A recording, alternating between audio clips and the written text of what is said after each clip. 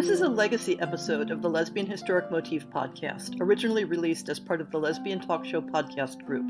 Some references may be obsolete.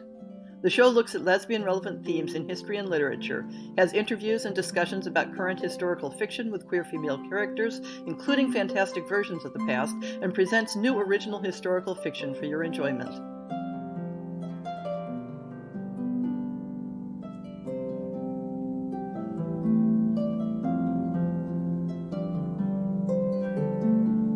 Welcome to On the Shelf for September 2017. Recording this is a bit of a surreal experience because I'm recording it in mid-July and it won't air until the beginning of September.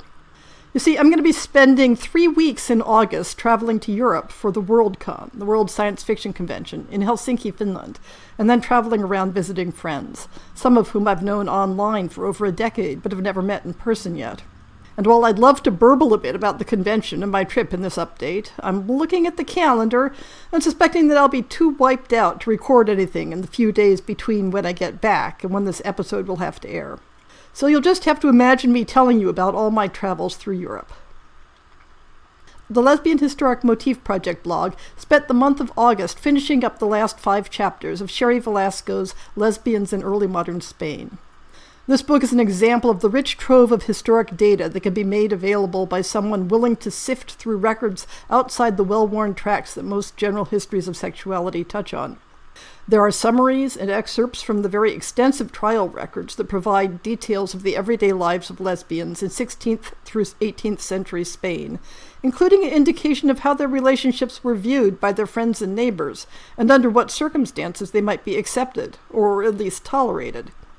There's a discussion of 3 individuals who became something of gender outlaw celebrities in 16th and 17th century Spain, including the part that race and class played in how they were treated. As touched on in discussions of Catalina de Erauso, upper-class women in early modern Spain basically had 2 options, marriage or the convent, and not all women in convents were there because they had a religious vocation.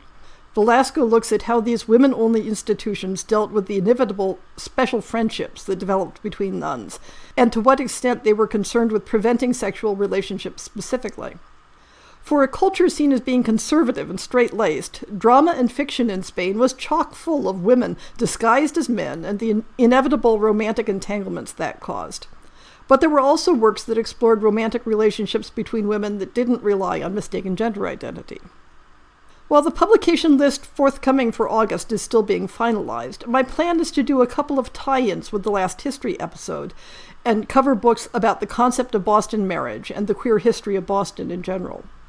This month's author guest will be Genevieve Fortin, whose historic novel about Canadian immigrants to New England in the early 20th century was released just a couple months ago.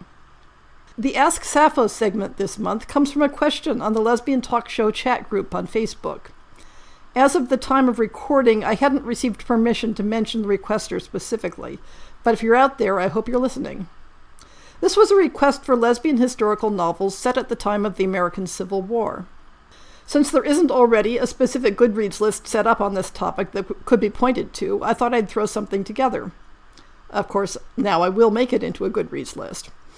This is largely taken from sifting through Goodreads lists of lesbian historical fiction to find the books with the desired setting.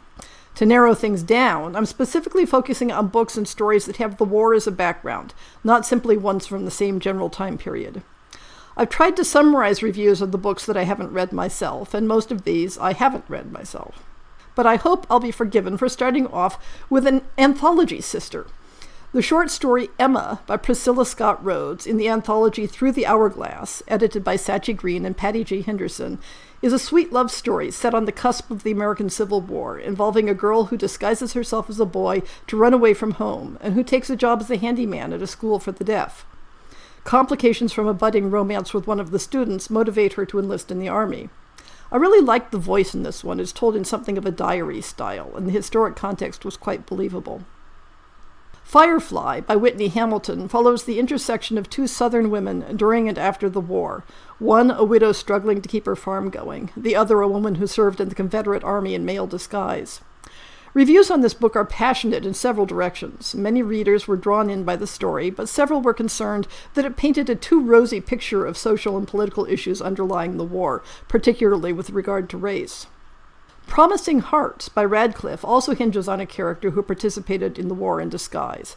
This ends up being a very strong trend in this list of books. This time the woman is a surgeon who comes out of the war wounded in body and spirit and heads west, where she encounters an archetypal madam with a heart of gold. Reviews were impressed with the intensity of the story, but some felt the short length was a bit too packed with details to do justice to the characters. House of Clouds by K.I. Thompson has the setup for an enemies-to-lovers romance, with a staunch Union loyalist and actress turning spy until she's confronted with the need to betray the woman she loves, the daughter of a Confederate officer. Reviewers seem to agree that it's more of a strong historical novel, full of nuanced and accurate details, that has a romance subplot, but is not primarily a romance story.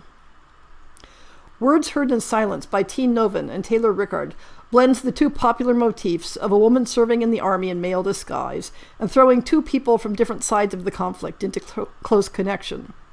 Charlie Redmond, the soldier in disguise, commands a troop quartered at the Virginia farm of widow Rebecca Gaines. Their growing attraction threatens Charlie's secret. Most reviews were enthusiastically positive, though with few details.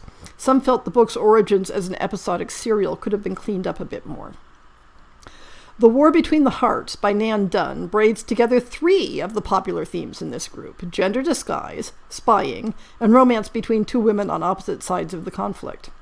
Sarah is a spy for the Confederate side in male disguise, and Faith the beloved enemy who betrays her and threatens any hope of a future. There weren't a lot of reviews to judge by, but there seems to be agreement that this should be approached as a historic novel with a romance plot rather than as a category romance novel. This book has a sequel, The Clash Between the Minds, which follows the characters after the war as they struggle with the violence of the Reconstruction era and face suspicion about their relationship now that gender disguise has been abandoned. Miserere by Karen J. Werlinger isn't precisely a Civil War novel. Teenage Connemara in the 1960s starts having visions of her Civil War-era ancestor, an Irish indentured servant whose legacy involves a mystery and a curse for her to solve. Reviews are generally positive, but the focus of the story is split between the two eras, so it may not answer the original request for Civil War stories. Divided Nation, United Hearts by Yolanda Wallace once more brings together the themes of a woman serving in the military in male disguise and sparks between two women on opposite sides of the war. Reviews were very mixed on this book, with some loving it wholeheartedly and others feeling the pacing was off and the romance thread rushed and weak. Beguiled and Her Beguiling Bride by Paisley Smith are a series that starts with the requisite Union woman in disguise as a soldier, ending up wounded in the hands of the mistress of a southern plantation. The second volume continues into the Reconstruction era, when the two must make hard choices to keep their land. Unlike most of the books in this list, these fall solidly in the category of erotica, and some reviewers who were expecting something more in the line of historical fiction felt a little shortchanged. Comments suggest that these are both more novella-length than full novels. Sabre by Ravensfire is another very short erotic piece, following the familiar themes of a soldier in male disguise and the woman who discovers her secret. Reviewers seem to feel that it should have been longer, and the comments weren't detailed enough for further evaluation.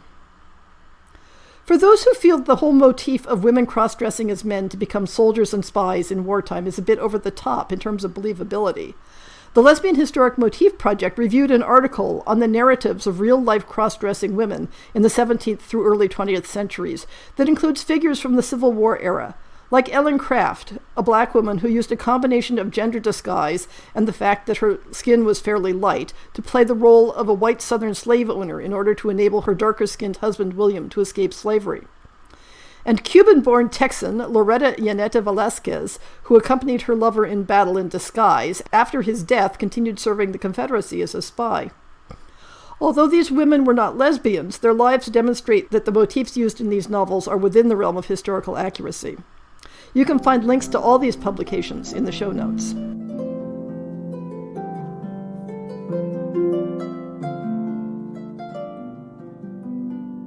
I hope you've enjoyed this episode of the Lesbian Historic Motif Podcast. See the show notes for links to people and topics. Most shows will have a transcript linked as well. If you have a book announcement, a topic suggestion, or might like to appear on the show, please drop me an email. If you enjoyed this podcast, please rate it and subscribe on your favorite podcast app, and consider supporting our Patreon.